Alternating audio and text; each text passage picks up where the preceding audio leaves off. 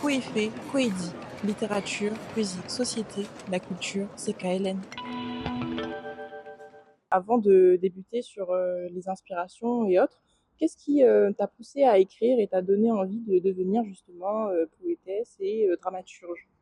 Je pense que j'ai pas nécessairement conscientisé le métier d'écrivain pendant un moment. J'avais un rapport assez naturel à l'écriture quand j'étais plus jeune. J'écris depuis que j'ai appris à tenir un stylo. En gros, hein, j'ai jamais trop cessé d'écrire. J'écrivais de la poésie, j'écrivais des histoires, j'écrivais un peu, enfin, je tenais des journaux, voilà, un peu tout et n'importe quoi. En revanche, et je pense que c'est toujours le cas pour beaucoup de personnes, j'avais aucune idée de la réalité pratique, économique du métier d'écrivain. Pour moi, c'était un métier qui n'existait pas vraiment. Je pense que pour beaucoup d'artistes, quand on n'est pas nécessairement issu d'un milieu où il y a des acteurs culturels ou des artistes ou des écrivains, on pense que c'est quelque chose qu'on fera à côté d'un métier. Donc j'ai découvert très tard que c'était possible de pouvoir avoir accès à des résidences d'auteurs, rencontrer d'autres écrivains, participer à une petite économie de la littérature avec des événements, des festivals, etc.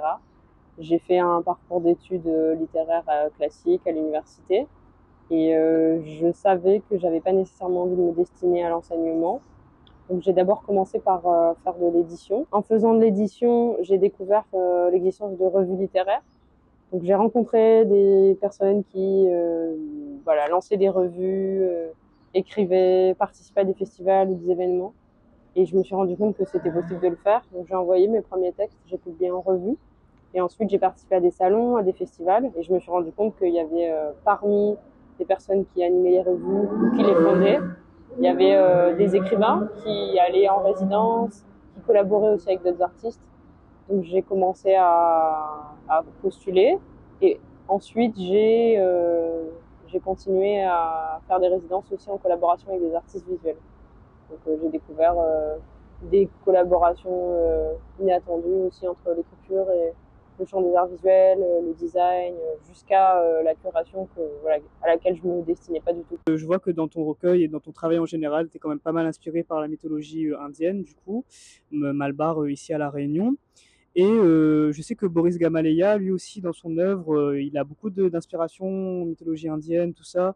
Et je me demandais s'il y avait une question d'accessibilité, en fait, une différence d'accessibilité entre la mythologie indienne et la mythologie africaine. Parce que, par exemple, dans ton recueil, tu parles aussi du marronnage et tu parles aussi de toute cette dimension, du coup, malgache, africaine à La Réunion. Mais je trouve que dans les œuvres et dans la façon dont on structure l'imaginaire à La Réunion, il y a vraiment une présence malbar beaucoup plus présente qu'une présence africaine et malgache, alors que dans l'histoire de l'île, les deux sont présentes, quoi. Je dirais que, enfin, à mon échelle strictement intime, c'est évidemment lié à mes propres inspirations. Enfin, moi, j'ai travaillé vraiment à partir de ce qui m'était familier. Je pense que la Malaya, c'est la même chose. C'est les cultures avec lesquelles on est en contact. Bon, c'est très commun dans la plupart des familles parce que il y a beaucoup de croisements entre des cultures afrodescendantes, asio-descendantes, voilà.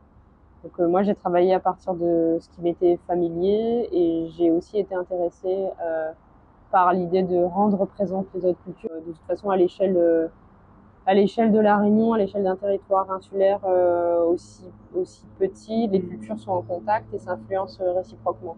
Donc peut-être la chose qui me tenait à cœur, c'était de mettre ça en lumière, le fait que les communautés n'étaient pas nécessairement détachées culturellement, même s'il y a des phénomènes relatifs, on va dire, de constitution communautaire, voilà, plus ou moins compartimentés.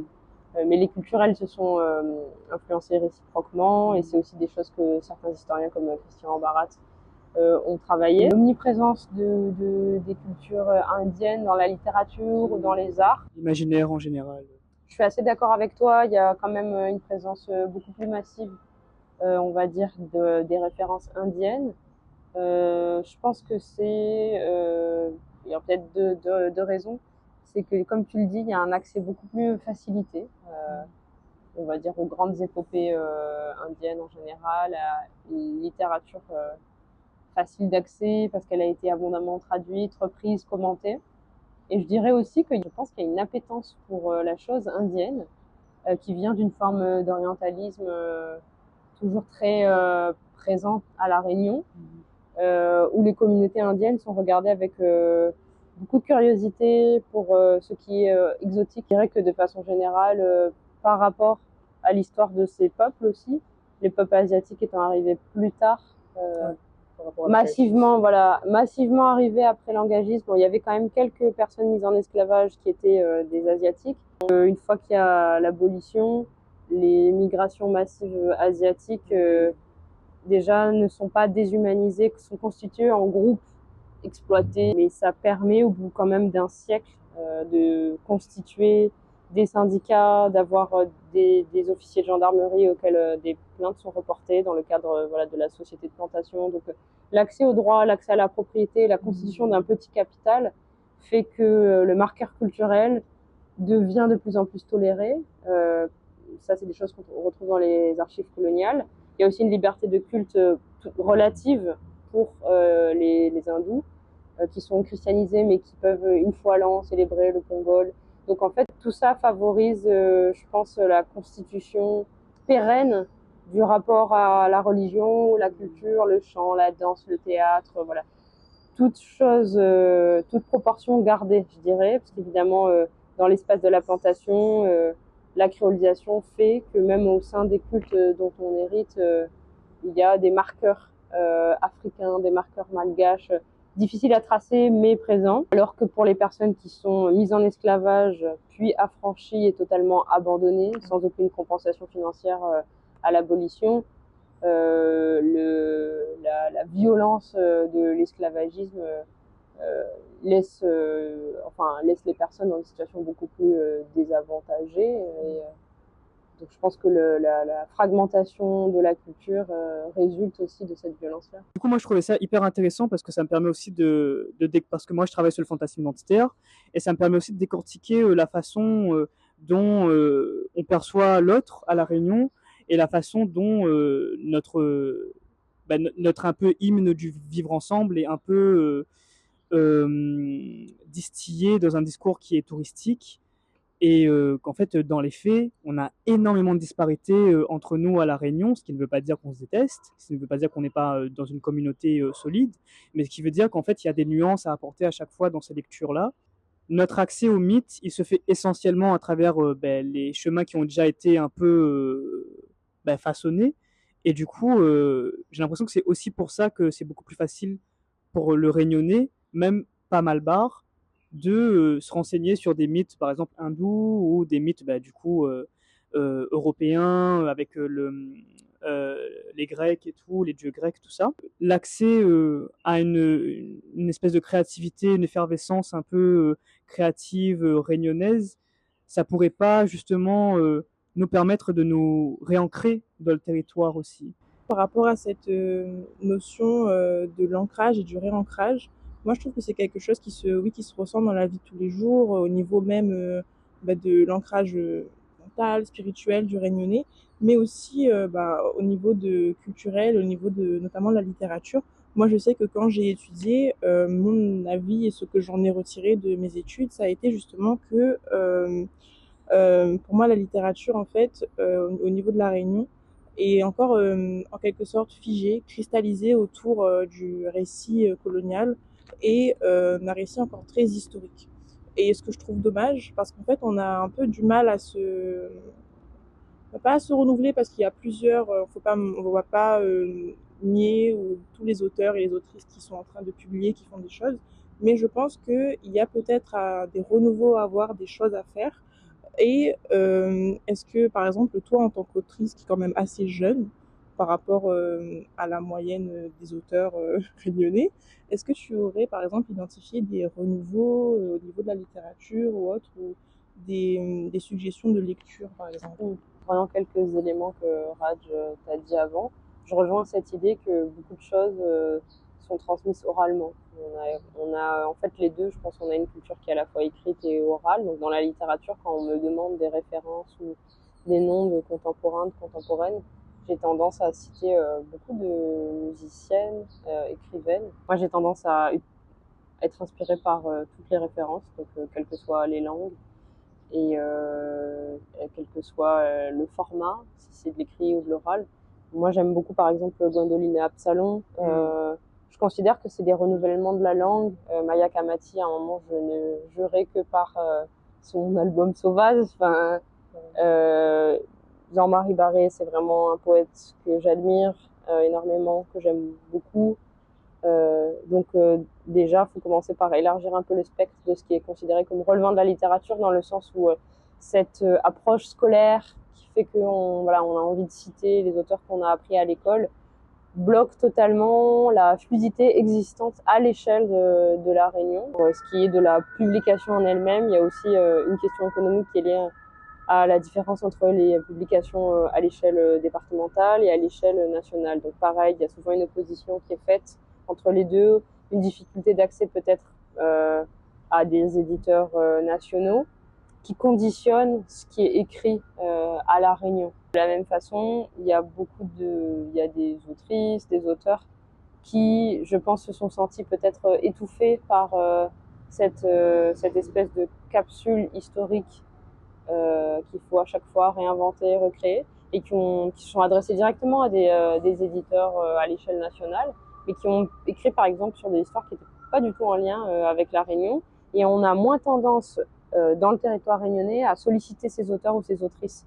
On les met moins en avant, on s'y intéresse moins quand il y a des festivals ou des salons du livre, alors qu'il y en a, par exemple Rosie Pellerin, c'est une autrice réunionnaise, franco-malgache, et elle qui, étant donné qu'elle est aussi juriste ou avocate, je ne sais plus très bien, mais en tout cas elle travaille dans le droit des personnes réfugiées, elle a écrit un roman qui s'intéresse à des réfugiés qui viennent du Congo. En fait, on n'a pas tendance non plus à solliciter ce type d'écriture à l'échelle locale. Je pense que notre génération consomme beaucoup en anglais des contenus audiovisuels, des séries, de la musique, mais souvent à l'écrit, on n'a pas forcément vocation à lire en anglais, alors qu'on pourrait.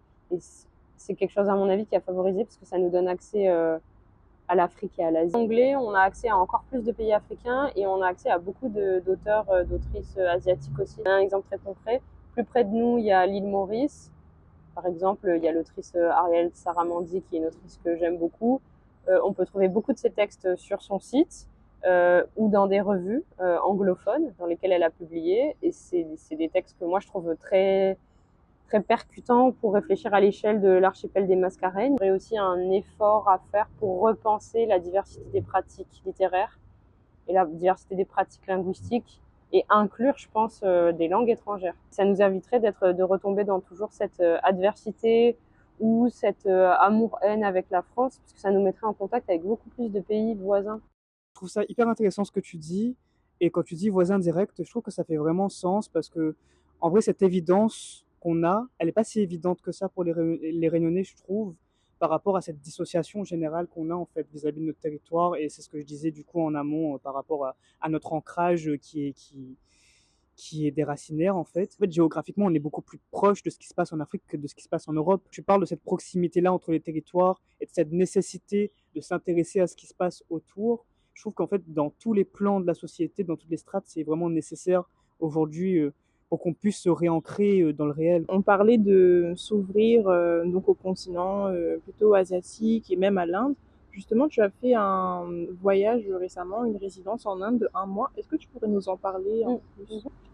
Alors j'ai fait une résidence d'1 mois à Bangalore, dans l'état du Karnataka, dans le sud, avec un programme de l'Institut français auquel j'ai postulé, qui s'appelle la Villa Swagatam, qui existe depuis 2 ans. Ce programme organise des échanges entre des résidents qui viennent d'Inde et de France. Donc moi j'étais résidente dans un endroit qui s'appelle la maison Sangam House. C'était une résidence uniquement destinée aux écrivains. Donc c'était 1 mois pendant lequel j'avais postulé avec un projet qui était plutôt de l'ordre de la recherche. Donc c'était 1 mois qui est dédié à l'écriture et surtout à la mise en contact avec des réseaux de personnes qui recroisent un peu nos propres intérêts. Donc pour moi c'était particulièrement intéressant parce que j'ai rencontré aussi des traducteurs, des écrivains, des éditeurs de revues, et je pense que ça a été intéressant pour eux aussi, parce qu'ils sont très curieux de découvrir les diasporas indiennes, de savoir qu'il y a des indodescendants dans d'autres parties du monde. J'ai rencontré des Indiens qui connaissaient la Réunion. Majoritairement, je dirais que la plupart des gens n'arrivent pas trop à situer la Réunion. Il y a, je pense, de plus en plus de liens qui sont en train d'être créés. Mais pendant longtemps, on a favorisé le lien à la France. C'était des rencontres aussi intéressantes parce que ça permet d'avoir accès à des réseaux anglophones qui sont pas nécessairement organisés de la même façon que les réseaux francophones. Des pratiques littéraires, des genres littéraires, des thèmes aussi qui sont différents tout simplement, hein, de la langue anglaise à la langue française. Les résidences, je pense, ça peut favoriser ce lien, aussi être en contact avec des écrivains contemporains, voir ce qui se fait dans d'autres pays, et être conscient qu'il y a des dynamiques économiques bien précises qui peuvent aussi museler nos écritures. Je conseille aux Réunionnais, aux Réunionnaises aussi de regarder ce qui se fait à l'international. Ça ne peut que agrandir les imaginaires.